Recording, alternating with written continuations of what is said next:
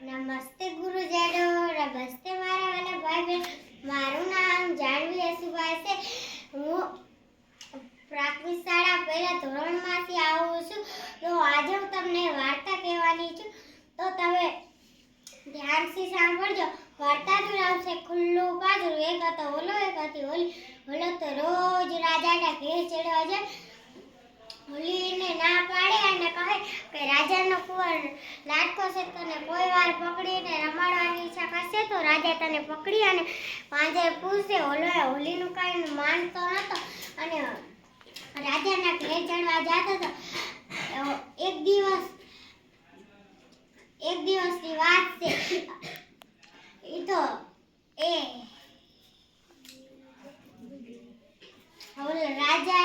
રાજાના કુંવરે તો રમાડવાની હઠ લીધી અને રાજાના સિપાહીઓ હતા એને રાજાના સિપાહીઓને કીધા કે જાઓ ઓલાને પકડી આવો. ઓલાને પકડી અને પાંજરે પીરો. બપોરે જમવાનો ટાઈમ થાય તો ઓલો ના આવ્યો ઘેરે અને ઓલી બોલાવે છે અને બોલી, ઓલા રે ઓલા સુરપતિ બોલ, હું તને વારતી કેટલું પોકારતી. રાજાનો કુંવર લાડકો, ભૂલીને થાય ફાડકો. જીત કરશે જબરી, કેટ પડશે કપરી. એવું સાંભળી અને ઓલો સાબુ બોલ્યો, ઓલી રે ઓલી ચિંતા કરવા બોલી, તું ઘરે જા રે છોકરા સંભાળે. એવું સાંભળ્યું અને ઓલી ઘેર જઈ. થોડી વાર થઈ તો પછી ઓલી બોલાય, ઓલા રે ઓલા સુરપતિ બોલ, હું તને વારતી કેટલું પોકારતી. રાજાનો કુંવર લાડકો, ભૂલીને થાય ફાડકો. જીત કરશે જબરી, કેટ પડશે કપરી. એવું સાંભળી અને ઓલો કહે, ઓલી રે ઓલી ચિંતા કરવા બોલ, તું ઘરે જા રે છોકરા સંભાળે. એવું સાંભળ્યું અને ઓલી ઘેર જઈ. રાજાનો કુંવર તો આખા રાજમહેલમાં પાંજરું લઈને દોડવા પડે.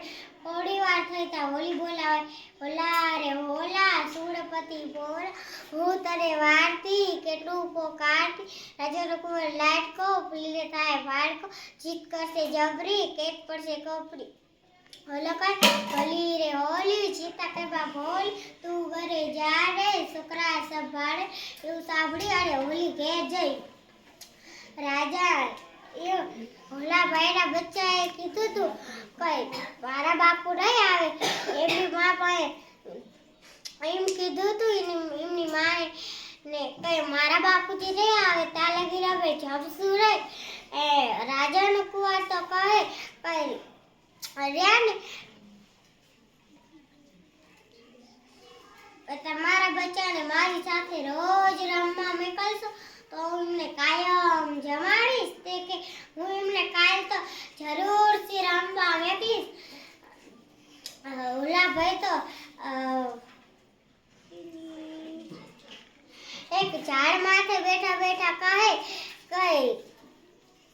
એક ઝાડ માથે બેઠા હતા અને રાજાના કુંવર તો રાજા કહે, કેમ બેઠા હતા? એટલો બધો આનંદમાં આવી ગયો છે.